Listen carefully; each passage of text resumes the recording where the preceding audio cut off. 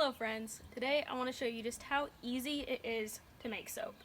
It's really fun, it doesn't take very many ingredients or supplies, and if you just make it once, you can have enough to last you an entire year, or more, depending on how many people you're making it for.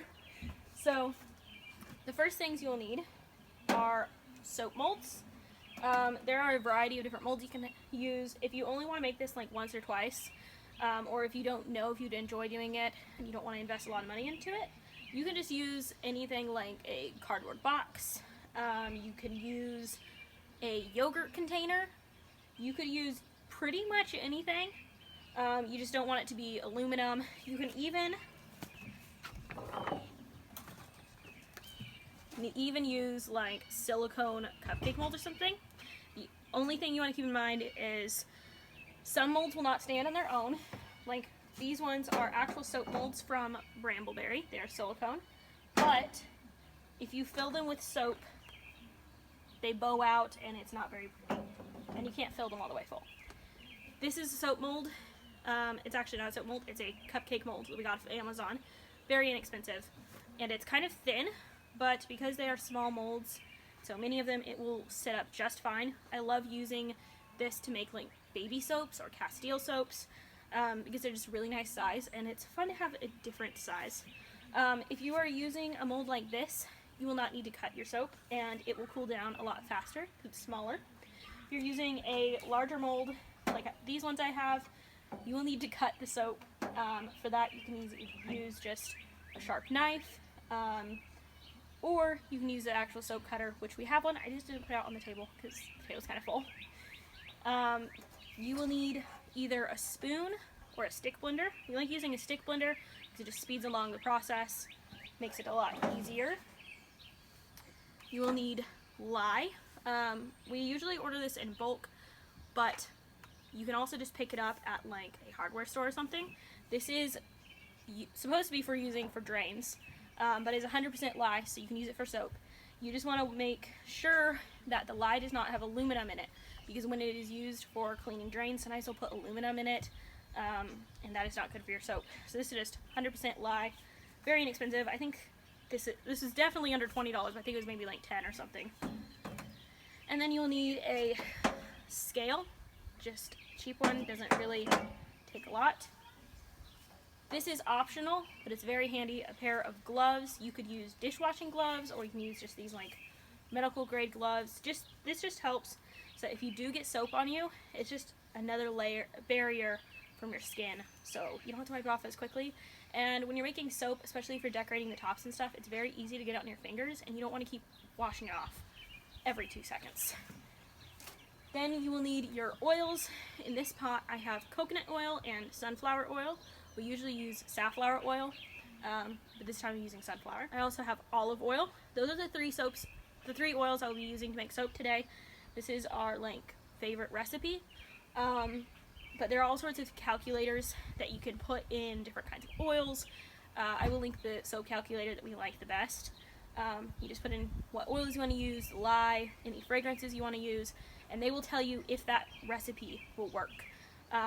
This recipe is 5% super fat, which just means that when the lye and the oil have the chemical reaction and it turns into a salt, there will be about 5% leftover oils, which is moisturizes your skin a lot. So that is the ratio we like. You can do a larger super fat. That's just what we like for a basic bar of soap. So I will list how much of each oil and lye and everything I'm using in the caption, in the description box and in a comment below. But I purposely did not weigh out my lye, just so I would remember to share a few tips with you. A lot of people are afraid of making soap because of the lye, but as long as you follow a few simple guidelines, it will not be a problem. It's very easy. I almost forgot to mention, you also need water, of course. Filtered water. And I weighed that out. I'm going to go ahead and put on my gloves now. I'm going to be very careful not to breathe in the lye.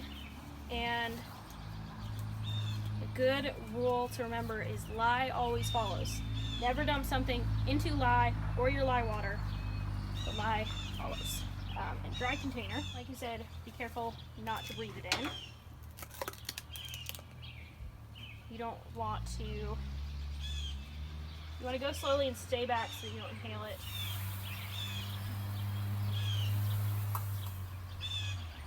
I'm going a little bit faster because I know I'm going to use almost all of this.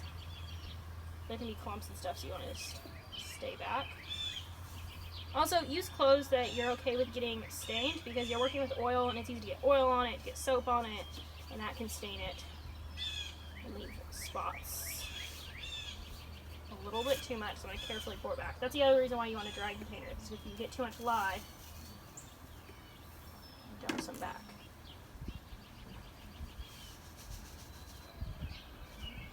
Now you're going to take your water, and into that add the lye, because remember, the lye follows.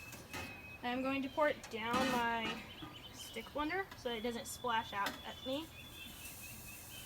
And don't put your face directly over it, just in case.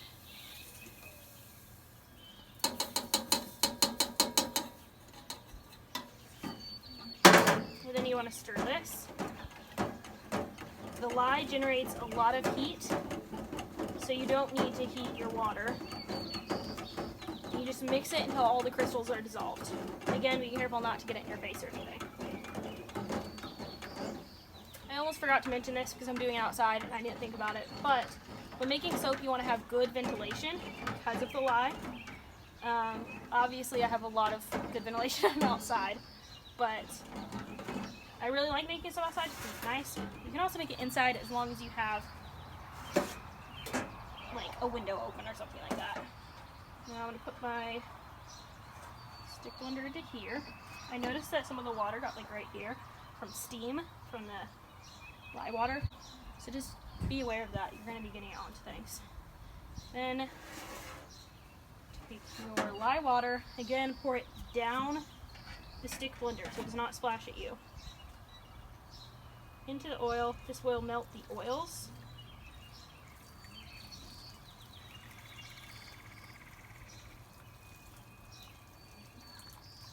Then start gently mixing this. Like I said, the lye melts the oil.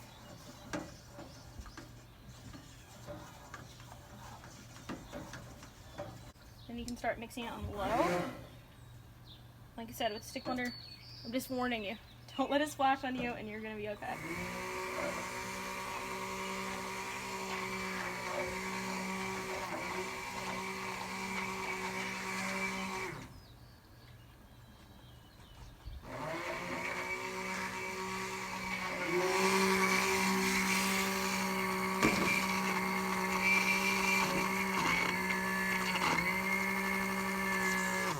You see that? It starts to saponify and turn into soap and gets more opaque looking. And just keep mixing this until it looks like what it will in a minute.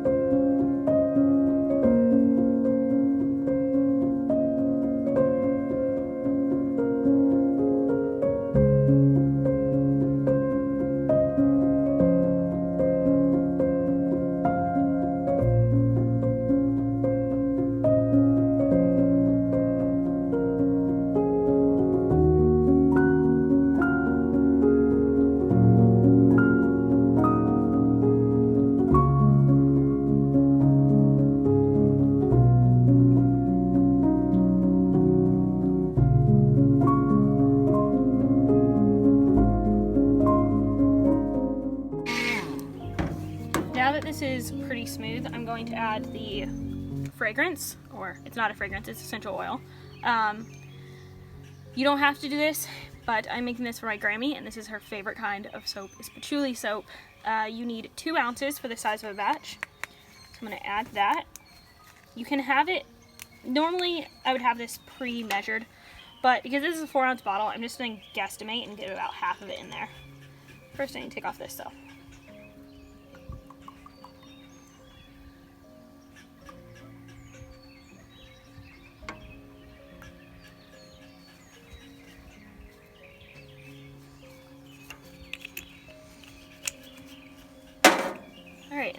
keep mixing that in. The essential oil will sometimes speed along the process as well.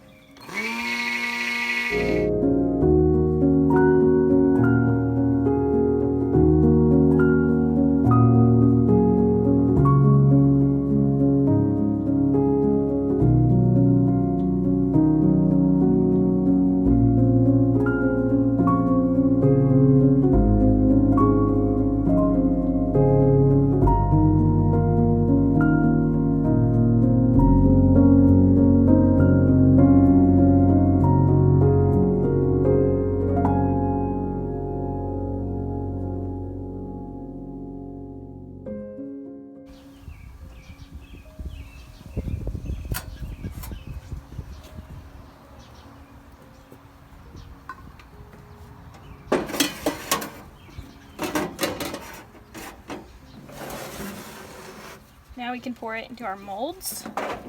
You're going to pour this down the side of the mold so you don't get any air bubbles.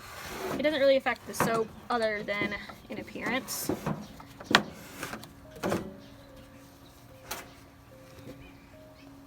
Pour it this way, which I know is inconvenient for watching, but it's the easiest way to pour it.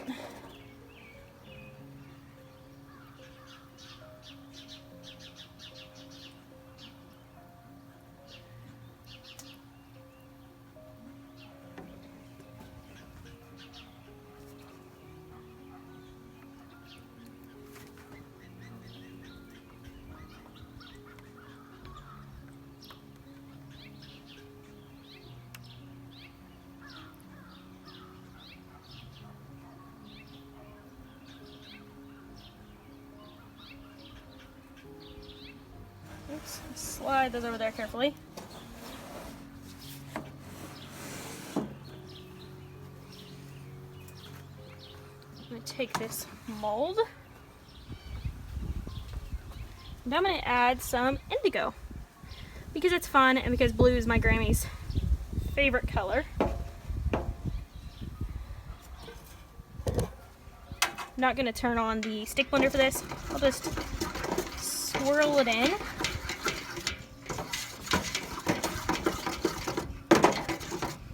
That is plenty.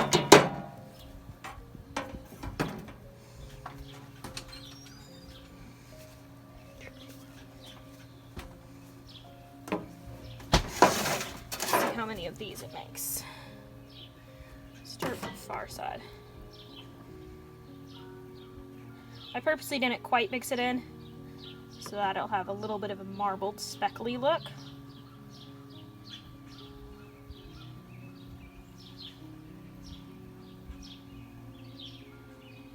Swirl it in there. Alright, so I had more soap, but it wouldn't be enough to make one full round bar. So I just drizzled it on the top of here. I have a little stick. And I'm going to swirl it top. Let me see.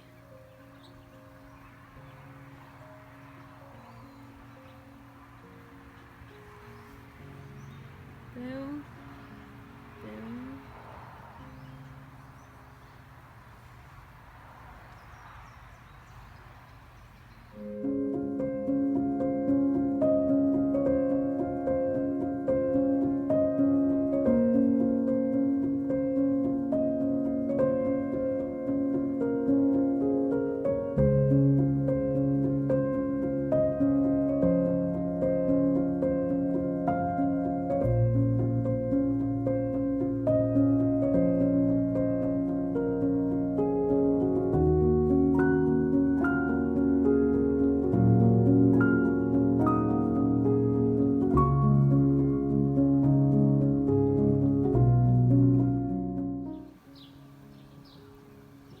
Alright, I'm gonna leave it there. And I'll leave it. I'm gonna leave it like that. Now we're gonna let this sit for about 24 to 48 hours. Make sure that it is where no pets or children or people that don't know it will not be able to get to it. And we're just gonna let it sit.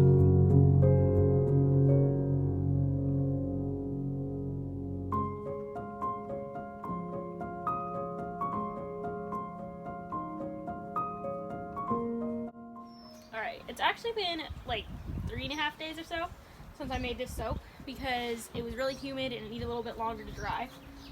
It is still a little bit soft on the bottom. It dried a bit unevenly, but I need to get it cut before it's too hard, so I'm just going to cut it anyway. And what are you talking to? Talking to the camera. What camera? My camera up there. So this is our soap cutter. You can move this and make it exactly how wide you want your bar to be. We got this. Yes. So that is really nice to cut nice even bars. What is it? It's mint. Mint. Did you cut it with your knife? Thank you. I'm going to start with the plain bar.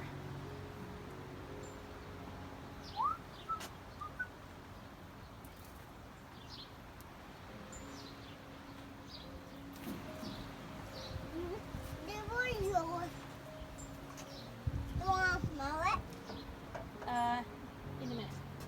So like I said, this is a little bit soft on the bottom, but I'm just going, it's soap. I'm just going to cut this with the wet side up, and it should be okay. It's soft, but I can still mold it into the shape it needs to be. Just scoot it. Sure, save it for me.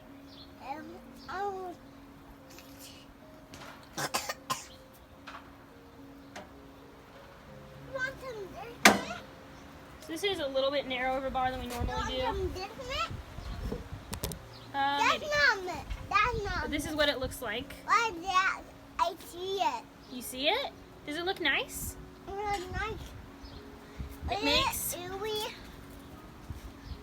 makes a really nice, smooth cut bar.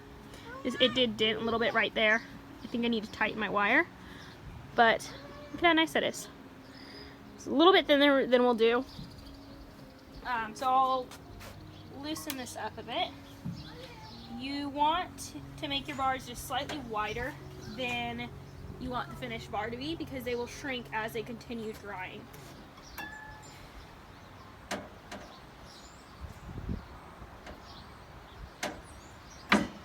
So I have this one about almost an inch, not quite. This is a really smooth batch of soap, so that's nice. It's smooth, yeah. It's smooth. You want to smell it? You smell it? What does it smell like? It smells so good. Normally, I would also tap down the soap molds after pouring the batter in, but I didn't this time because my soap looked to be pretty thin.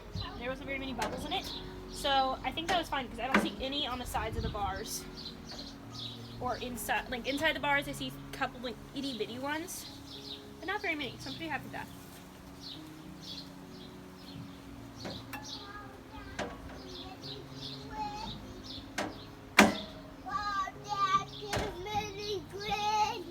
I have missed cutting soap. This is so fun. Thank you. You do like that? In a little bit. I am using a cookie sheet to put these bars of soap on because they will need to continue drying for a while longer. You can spread parchment paper or wax paper on your table and set the bars there, or you can use cookie sheets, cooling racks. Cooling racks may leave an imprint though if your soap is softer. Every few cuts, you just run your fingers along this wire so that it doesn't bunch up and leave a line. I love you too.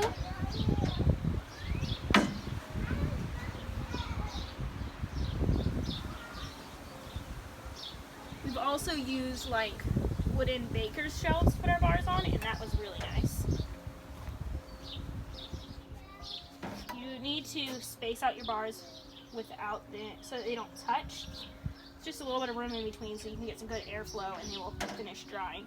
You can use the soap right away after making it. As soon as it's, solidified and you cut it, you can use it. But the longer you wait, the firmer your bars will get and the longer they will last.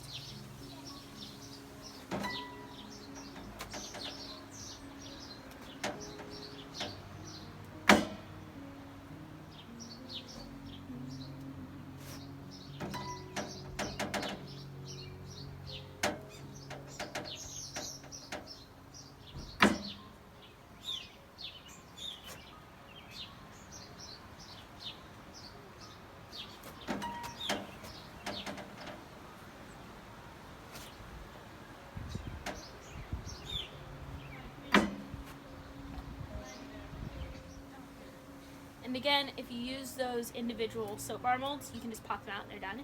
This one I pulled out a little bit too soon, so it's a bit rough on the bottom, but it works just fine. And normally they come